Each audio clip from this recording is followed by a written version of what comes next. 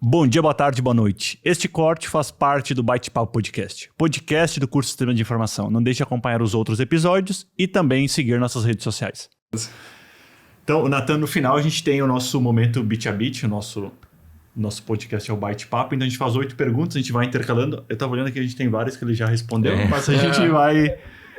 Mas o primeiro é melhor conselho que você já recebeu sobre empreender. O maior conselho que eu já... Tu pode ser jogo rápido se tu quiser, ou se tu quiser se aprofundar também, fica à vontade. Eu acho que é o que eu trouxe aqui, de errar rápido e corrigir mais rápido ainda.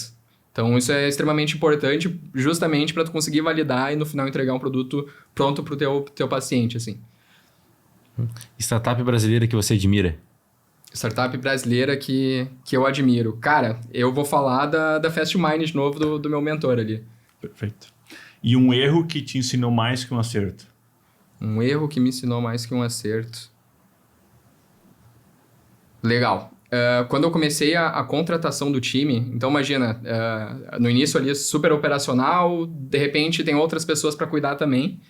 E no início eu contratei... Qual era o meu perfil? Estudante, começando uma startup, vou contratar, enfim, várias pessoas que também estão nesse mesmo estágio de vida. Só que eu aumentei o time com muitas pessoas que ainda estavam aprendendo. E no final, eu não sabia, eu já tinha acabado toda a minha capacidade de ensinar para eles, porque eles já estavam no mesmo nível que eu. E eu vi assim, tá, eu tô virando o gargalo da operação, preciso de pessoas mais especialistas. Chegou nos primeiros meses ali, eu vi que o produto estava exatamente no mesmo lugar, porque eu estava tentando cobrar coisas de pessoas que ainda não tinham aquele conhecimento, eu não conseguia nem passar aquele conhecimento. Isso foi um erro que eu aprendi rápido, ainda bem. Aí a gente abriu a necessidade, vagas para especialistas. Então, se eu fosse começar um time do zero de novo, sempre que eu for colocar um júnior, eu preciso ter um sênior ensinando ele a desenvolver, a melhorar, a aprender para que esse júnior vire um sênior também. Então, na contratação de times, sempre eu vou ter um cara júnior, mas eu preciso de alguém podendo ensinar ele para ele depois poder virar um sênior também. E isso foi um erro porque a gente começou todo mundo júnior. Peguei todo esse mesmo perfil que eu, cara, a gente conseguiu criar uma prótese, mas com as nossas limitações. Hoje, a galera realmente é bem mais focada que a gente em cada área específica. Mas no início eu estava botando pessoas parecidas comigo, pessoas que estão aprendendo e no final a gente está trabalhando, a gente está aprendendo, o que a gente está fazendo nesse momento. A gente abriu algumas vagas e eu te digo, em 3 meses a gente evoluiu mais do que a gente evoluiu talvez nesses 2 anos. Porque pessoas especialistas ajudaram, viraram membros da empresa, né? Foram contratados também, principalmente na parte de modelagem e mecânica, modelagem 3D e mecânica. Em 2 meses a gente dá um salto no produto que a gente não dava muito tempo antes. E o melhor de tudo é que eles estão interagindo com a equipe e a equipe está crescendo junto. Então é todo mundo, é um trabalho bem colaborativo, assim. Então esse foi um erro de talvez até no início querer gastar pouco, porque o investimento ele é limitado. E daí talvez, tipo, vou deixar essas vagas de lado, talvez um dia eu coloque alguém mais... Mas não, começando de novo, já coloco sempre um sênior ajudando o júnior, assim. Sim. E se tivesse começado do zero, o que tu faria de diferente? Boa pergunta. Se eu começasse do zero, o que eu faria diferente? Tá, eu seria mais mente aberta, principalmente. Então, até no início eu falando lá para um amigo, não é eu encurtei o caminho agora para vocês. Mas eu falei, não é uma startup, não é uma startup.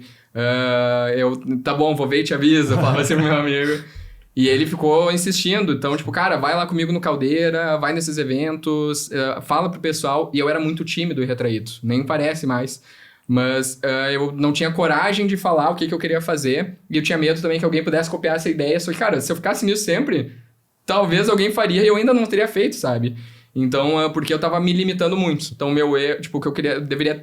Como é que foi a pergunta mesmo? Faria de diferente. Faria diferente. Teria começado mais cedo. Eu teria começado mais cedo, ter sido mais mente aberta e ter acreditado nos outros. Porque na minha cabeça eu já sabia de tudo, eu sabia que isso não ia pra lugar nenhum e que era só uma ideia que não era pra colocar em prática. Então seria mais mente aberta. Legal. E aonde a Limbix quer chegar? Boa. A gente quer se tornar referência, então, em tecnologia assistiva, começando hoje por próteses de membro superior, a gente quer ser referência em autonomia. Porque a gente fala hoje membro inferior, a gente tem algumas opções, mas a gente consegue voltar à autonomia até com uma cadeira de rodas, hoje a gente ainda consegue se locomover. Quando a gente perde um braço, ou principalmente os 2 braços, que nem no caso desses pacientes, a gente fica muito dependente de outras pessoas. E a gente quer poder devolver a autonomia justamente para quem perdeu o braço. são movimentos finos, o pinça principalmente para pegar objetos, a gente quer ser especialista nisso, em reabilitação, em ortopedia, fisioterapia, em equipamentos assistivos. Então, nosso foco hoje é uma prótese de membro superior. A gente também quer começar a trabalhar com algumas órteses eletrônicas também voltadas a AVC, então pessoas que perderam a mobilidade, mas ainda possuem um membro. Um funcionamento é muito parecido, também são sensores mioelétricos que a gente pode fazer para controlar uma luva, por exemplo. E meu pai teve um AVC em 2023, então até tem uma questão pessoal envolvida nisso também, que eu queria poder criar algum equipamento que ajudasse ele. Então a Limbex quer se tornar uma referência, e a ideia é que a gente possa virar uma empresa global. Então hoje ainda foco mercado nacional, depois América Latina e depois global.